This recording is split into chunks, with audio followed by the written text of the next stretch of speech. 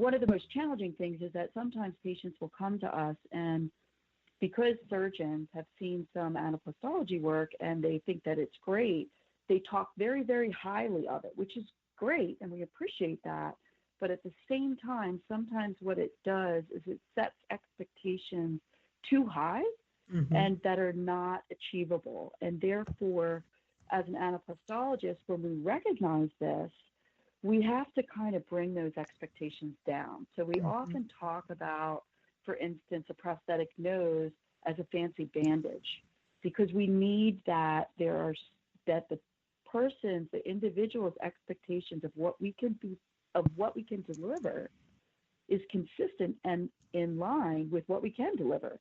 And, if they're kind of at moderate and I deliver an excellent result, then they're going to be really pleased. But if their expectations are that I'm going to be able to give them their nose back, I can't do that. Right. So it's understanding that and trying to really pick up on what does this individual need, because as we talked about before, everyone's cancer journey is so different and unique. And sometimes, that comes with what we refer to as comorbid conditions. So lots of other things going on in their life also contribute to sometimes what they expect out of a prosthetic device. So, I've had patients actually articulate, oh yeah, I want to get my new ear or my new nose or something because I'm going to get a job and I'm going to get married and I'm going to get a great, win the lottery and things like that. It's like, no, this is a prosthetic device that you're going to put on and take off every day. And so it's that kind of thing that is both fascinating to me, but also at times the most challenging. We find that same, similar, I guess not the same, but when women lose their hair and they have to transition to a wig, it does, and it's interesting because there are some insurance companies will cover the cost of a wig and they call it a cranial prosthetic. Yeah. And so, but a wig isn't going to be, it's going to be different. It's not going to feel, sometimes it's fuller. And so I can relate to what you're saying about their expectations of things, because you have to let them know, look, it's going to cover your head. And yes, it's going to look like, but it may not be like your old hair used to be. It's going to be, a little bit different. So in that area and that aspect, I can relate a little bit to that. I understand that because it really is the conversation that you have with them. And I don't want to say to lower their expectation, but just make the expectation more realistic. Does that make sense? Absolutely. And it's so funny that you should say that, your words exactly, because I just used those very words this morning with a patient to help her prepare that the ear that I am making, that I'm redesigning, is going to be different than the one that she's accustomed to wearing. And I just sort of talked, sometimes you have to talk openly about, this is going to be different. Prepare yourself. This is going to be different. It's not the same. It's not, so I'm certain that you encounter the same thing. So aside from Mary Jo, share another success story with me. It's funny. I have perhaps a unique view of what I do and what I can provide for patients, compared to probably my peers. And I believe very much in this thing that I described, this like fascinating phenomenological thing of trying to meet what is going to help this person, like whatever that is. And, some people will describe a successful prosthesis as a beautiful one or a work of art or things like that. I don't describe it that way. Sometimes, and the story I'm going to use is for a gentleman who the solution was to recruit a hospital volunteer to walk him across to the hospital gift shop to help him shop for a pair of sunglasses that adequately covered his two missing eyes. So this gentleman was blind. And, sometimes it's the solution you least expect, and it's the simplest one. I believe very much in the KISS principle, but I really do believe and hold a philosophy of wanting to truly understand, and making sure that I am using my skill set as best I can to serve the person who is in need of my assistance, and that it's not driven from my own artist ego, for instance. So Sure. a lot of people will spend arduous hours making a prosthesis look as though you cannot detect it the day that they leave.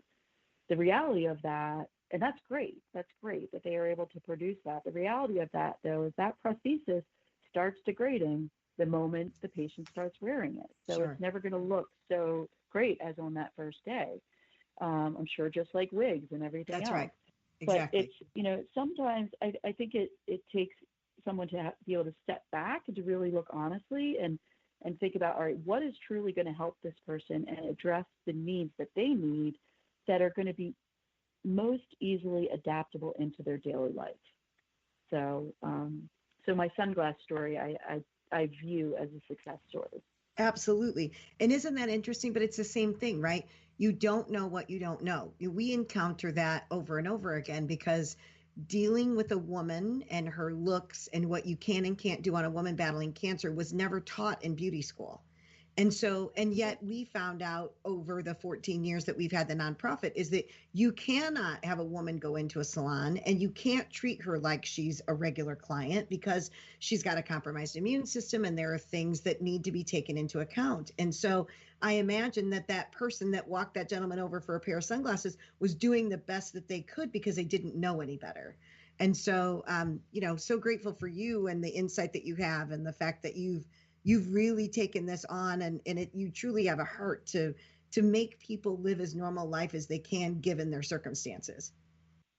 Yeah, and that's ultimately the goal. I mean, you mentioned in the previous episode about returning to normalcy, and that's really what the services anaplastologists provide, what we aim to do. So we want to provide devices that prevent second looks, that prevent stares, that enables somebody to walk through the grocery store and not have to answer the questions of children and even adults, who are like, hey, what's wrong with your eye, or this and that.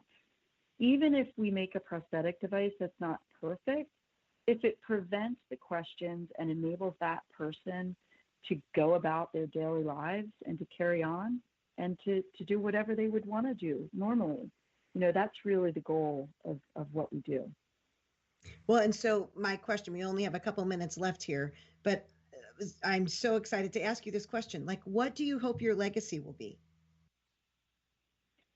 Well, that's a tricky one. Well, ultimately, I would like to pass on, this. I have a great breadth of knowledge and skill sets and lots of great ideas. And I want to pass that on to the next generation so that we can, carry on and providing this care for service. And I'd like to do that as well, to be able to design an innovative process that maybe patients could produce their prostheses at home in a recyclable 3D printer or something, that kind of thing, where, and that this could to get to patients worldwide. There are a lot of underserved areas globally, but also in the United States. So one of the challenges, it's great to be part of such a small specialized group, but the flip side of that is that there are a lot of people and individuals who can't access our services because we are not as accessible to them. So ultimately, I'd like to be able to provide and contribute something toward that solution. I love it. Awesome. Well, I am so excited that you were able to join us not once, but twice. Thank you so much for sharing your story and sharing your personal story and allowing me to share your stories with our audience. Thank you so much, Rosie, for being here today. And thank you, Kim. And again, I mentioned this before. Thank you so much for what you do and what you've built. And I am here as your resource. So, whether it's personal or professional, as a patient or a provider, reach out to me. I will. Well, I'm looking forward to COVID. I'm only like 90 minutes from you. So as soon as COVID kind of relaxes and it takes its grips off of us, I'd like to come up and I want to get a tour and I want to see your workspace and I want to learn more. So I'm excited to do that. And I'll take you to lunch. Absolutely. Absolutely. The lunch aside, you are always welcome. Thank you Great. so much. If you have any questions or comments or would like to know more about the guest on our show or for more information about Hello Gorgeous, feel free to contact me at kbecker@hellogorgeous.org or visit our website at www.hellogorgeous.org. We invite you to follow us on Facebook, Instagram, and download our mobile app. Thank you for joining me today on Hello Gorgeous, everything beauty, cancer, and inspiration. I'm your host, Kim Becker. And until next time, stay gorgeous.